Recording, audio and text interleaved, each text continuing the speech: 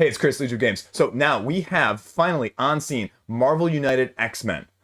Is this a better version? Is this a more worthwhile version? Is this Marvel X-Men as opposed to Marvel Avengers? Well, the 1.0 version versus the 2.0 version. If you have the original, do you need this one? What's new? What's better? Why should you have this one over the first one? Spoilers, you should. Don't even buy the first one if you don't have the first one. Get this one instead. Let me tell you why. Let's do this.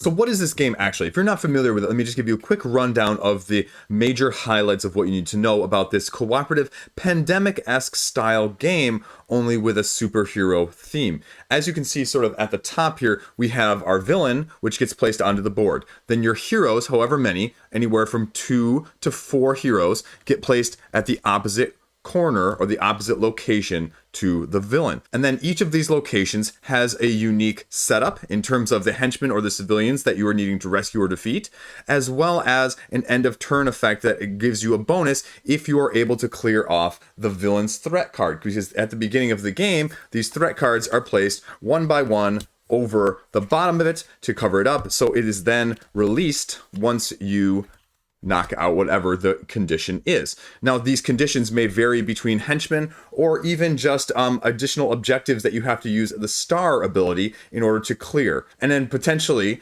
depending on what the villain does, how the villain interacts, they're going to do one of many different things, including just an effect that takes place at that location, as well as an effect that happens when the villain lands on that location, or even just, like I mentioned, minions that you'll have to defeat separately. When those are cleared, you complete this card. You complete 4 of these to unlock this part of things, and this is one of the 3 objectives, defeating enough of these threats at the bottom. The other 2 objectives, defeating thugs or rescuing civilians, are represented by these little cardboard chits that you place at the top that are represented at the beginning that will also populate depending on what the villain does on the villain's turn as the villain plays their cards from their deck. And so essentially the game goes, okay, good guy, good guy, good guy, bad guy, good guy, good guy, good guy, bad guy. But it changes as you unlock these additional objectives. If you unlock one of these objectives, the villain then goes after every 2 hero cards, every 2 hero turns. Only then, when you unlock 2 of these 3, can you actually do damage to Sabretooth in this scenario. And you can see right here, based on Sabretooth's card, what Sabretooth has in terms of player scaling of his health. And then breaking down this a little bit here in a second, they all have special rules. They all have the BAM effect, essentially the special ability, the special activation that the villain has on their turn. And then you'll notice that on a lot of these cards here, they have only so many spots at the top here. For the Blackbird only has, or the Blackbird, it was the Blackbird, here now it's the X-Jet, 3 spaces. If you ever have a situation where you have to put another token down and that can't be accomplished, well, then it gives you a special rule, in this case, what happens in his separate thing. It tells you how he wins here, if the hunted token is given back to the starting hero. So they all vary in all of those aspects, and they all have different abilities here that's going to direct them how to go around the board, either in a clockwise or counterclockwise measure, and then what other civilians or thugs they will place down onto the board on their turn, rinse and repeat, and also manipulate not only the cards and the decks that you'll be dealing with for the villains and the heroes, as they're all called selective or a collective master plan. The villain cards in that sense, in combination with the hero cards. Now this is the hero Mystique card, but this gives you the combination of what the said master plan is. So it may be one Mystique card, followed by a Jean Grey card, followed by a Magneto card, and then a Sabretooth card. And then, like I mentioned, if one gets unlocked, then it's maybe Mystique again, then we have another Jean Grey, but then all of a sudden it's another Sabretooth. The last thing you need to know about the gameplay and why this is a little bit unique and different is you play off of each other's. So for example, this Mystique card here, you get the top ability, but the bottom ability is the ability that will then carry over for the Jean Grey player. The Jean Grey player then has access to not the top part, the bottom punch from the previous person, as well as their 2 wild abilities to do whatever they may need to do, whether that is using the stars or the wilds to clear and rescue civilians, to clear threats that are in your way, or the punches to either do damage to the Sabretooth or to take out the minion thugs that are in the way as well. And it just carries over. So then Magneto here has his special ability here. This turn you can treat a move as a wild, so he could do that as well as a wild, but then he would have potentially 3 wilds. So Sabretooth goes, and then similarly, Mystique now has the ability for moving as well as a star, plus this special ability up here. And you go until either the villain achieves the plot, their plot twist, if you will, or you run out of cards in your deck because you only have so many cards, and if you can never play a card, then you lose. Now, the last aspect is if you get knocked out, if you take damage, if your hero takes enough damage, you're not eliminated. What you have to do is you look at your cards in your hand, and then you have to place those cards underneath your deck to count for your damage. If you ever run out of cards in your hand, then you're knocked out for a turn. The villain has a special ability of what happens if a hero gets knocked out, which again is all different depending on the villain. And then on your next turn, you come back in, rinse and repeat like normal. There you go. That is the gist of the game as an overview. So we're going to do this review a little bit differently. I'm going to give you a little bit of a hands-on view here of what I'm talking about. So it's not just me throwing in B-roll footage, right? I mean, that's nice and all, but what you really want to see is what does this game actually bring that the original version didn't bring? And I'll have you know right now from the beginning, I'll tell you, this right here is the main thing that you need to know. You'll see red, you'll see purple, and you'll see blue. And why is that important? There are 4 potential different villains. The purple can be either villains or heroes, which is amazing because who doesn't want to play as a villain? Especially Magneto, Mystique, those anti-heroes. Those are the ones that are always the most intriguing, at least to me. And the biggest problem with the original base game was that the variability was relatively limited. It was something like 3 villains, and they were relatively bleh, you know, if you're remembering what those were.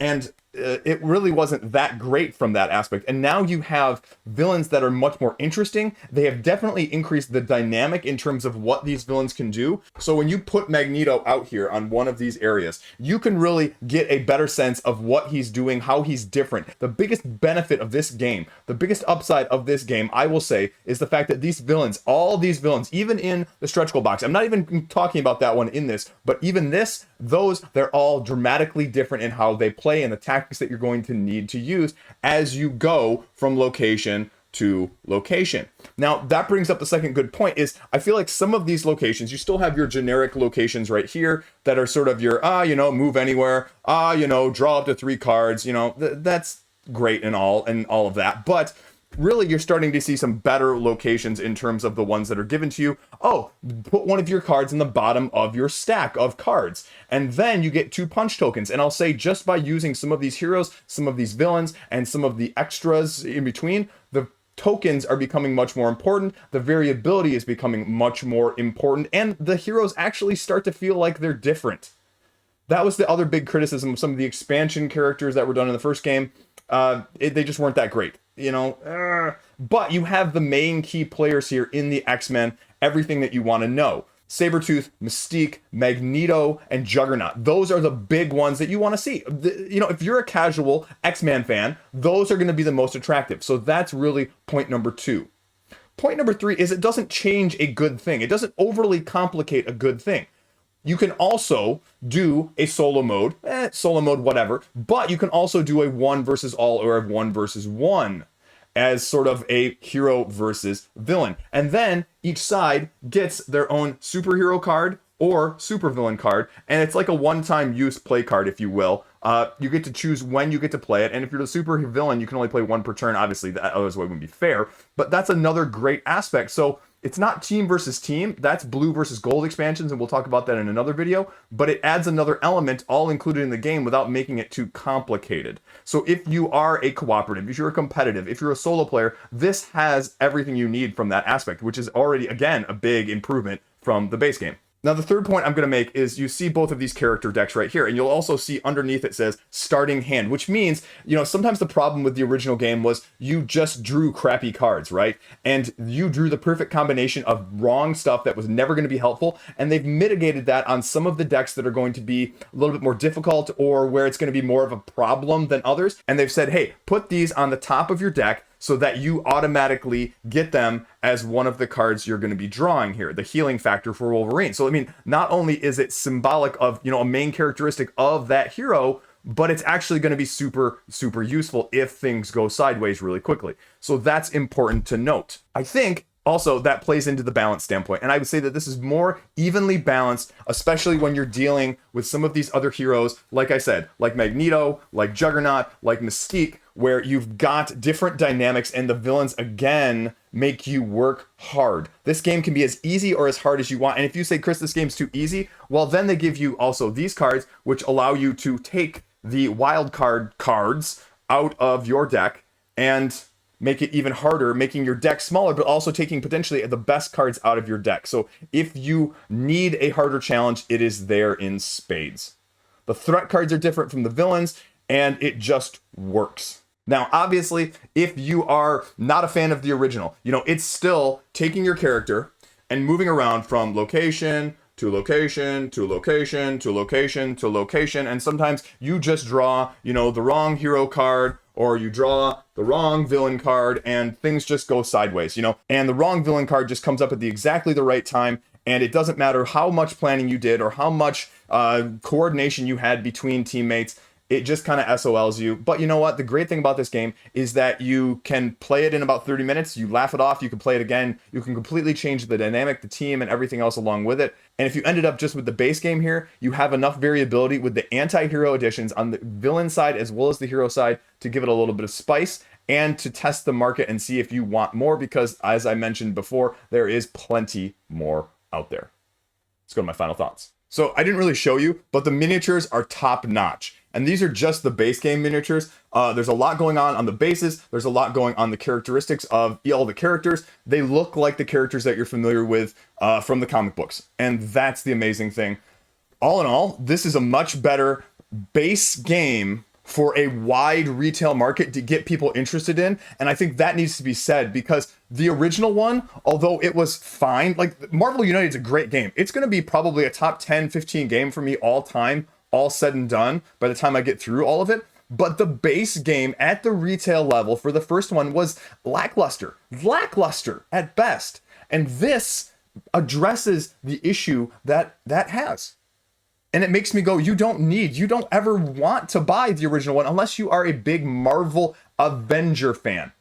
If you're more a game mechanic, especially if you're more of an X-Men, this is the one that's going to be best for you. It has all of those modes, and it's just, I feel like it's fine-tuned. It really is the 2.0 version of the previous game, and it shows. And I give CMON a lot of credit for not trying to overcomplicate, but taking what's out there, twisting it in ways that you don't always expect in terms of the dynamics of the interplay between the heroes, the villains, the locations, and the limited amount of actions or tokens that you have, and making it better. Is it going to appeal to people who didn't like the original? Heck no. Does that matter though? No. If you're looking for a better cooperative intro game, it works for your game group, it works for your family. My kids are all over it. It is by far and away my kid's most requested game. That should be enough said right there if you are in a similar boat as me. There you go. Those are my thoughts on Marvel United X-Men, the core game. Let me know what you think. Let me know what your thoughts are. As always, thanks for watching. Thumb it. Let me know what you think of anything else that you want to talk about with it. And I'll be having more content and more discussion of the expansions and the exclusive content in future upcoming videos. Give me a thumb. Let me know what you think. Does this change your opinion of it? It's probably not going to, but if you were one of those people that did not want it before, does this change it? Does the IP matter more to you? For the base game retail price, for the components, for everything you're getting, I think it's a great deal as well, especially if it sells at retail what it did first time around. So there you go. Everything you need to know. Thanks for watching. Subscribe if you like it. There's more where this comes from. Everything along the lines, especially crowdfunding. Thanks, guys. Stay classy. Have a great day.